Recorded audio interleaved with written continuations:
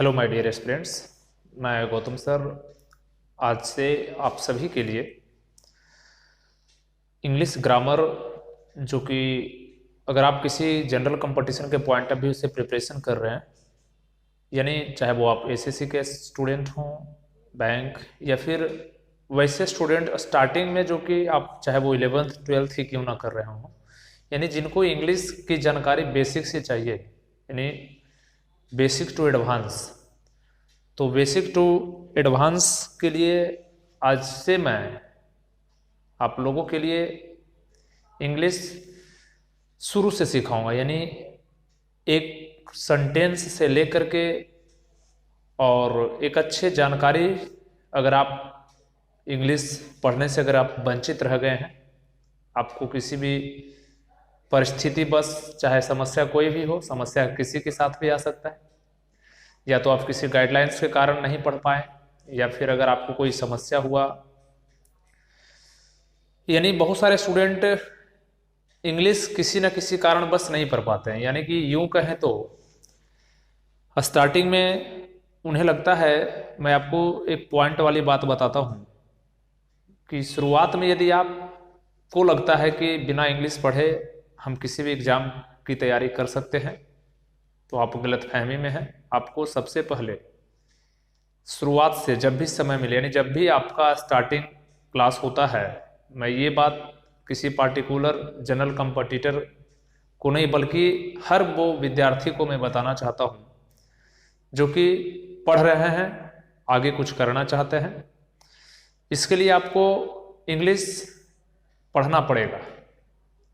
शुरुआत से जो भी बने, या तो आप किसी इंस्टीट्यूशंस का सहारा लें, घर में प्रैक्टिस करें, और हम तो ऑनलाइन आप लोगों को शुरुआत करेंगे ही पढ़ाने के लिए।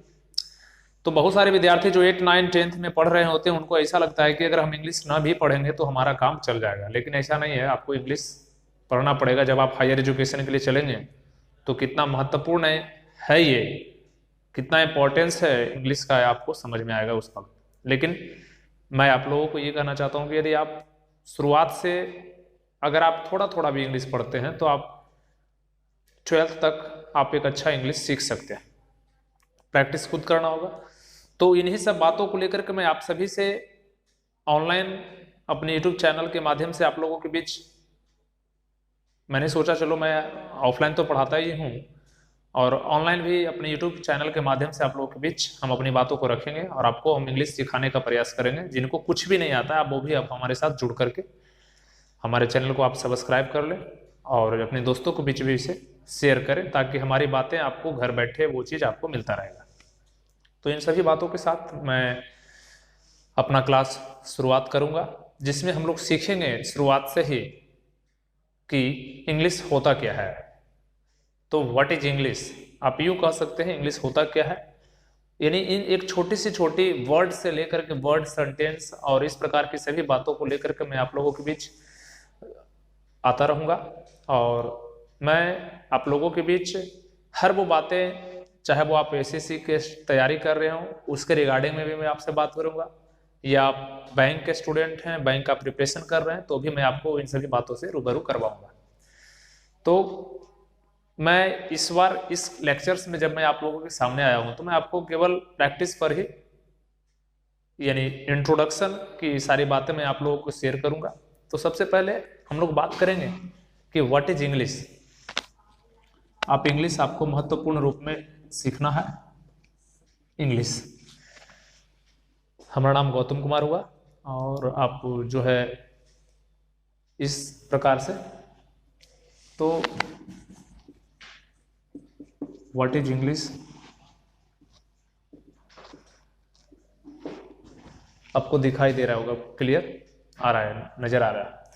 तो अब व्हाट इज इंग्लिश, इसी बातों पर आज हम डिस्कस करेंगे कि इंग्लिश होता क्या है। और ज़्यादा कुछ नहीं करना है आज मैं अपने लेक्चर्स के पॉइंट ऑफ व्यू से, और यानी आप स्टार्टिंग, आज का हमारा केवल इंट्रोडक्शन के रूप में ही ये क्लास हमारा निकलेगा, तो वीडियो ज़्यादा लंबा ना हो पाएगा। तो व्हाट इज इंग्लिश, यानी इंग्लिश है क्या, हम लोगों को इंग्लिश सीखना जरूरी क्यों है। तो हमें इंग्लिश ये जो है कोई लैंग्वेज, ये एक लैंग्वेज है, ना कि कोई सब्जेक्ट है। इंग्लिश एक लैंग्वेज आप कह सकते हैं। What is English? तो English is a mixture of language. English is a mixture of language, यानी ये एक लैंग्वेज है, आप इसे रट कर नहीं याद कर सकते।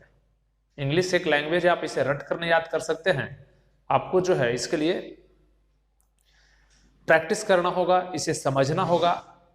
तो हमें समझने किसी भी आप इसके लिए आपको पेपर रीडिंग कंटिन्यू करना होगा। आप पेपर पढ़ें, इंग्लिश को अगर प्रैक्टिस में लाना चाहते हैं तो आप पेपर, जो न्यूज पेपर होता है इंग्लिश का, उसका भी आप थोड़ा थोड़ा करके पढ़ें, समझ में आए या ना आए फिर भी आपको थोड़ा थोड़ा कर करके पढ़ना होगा।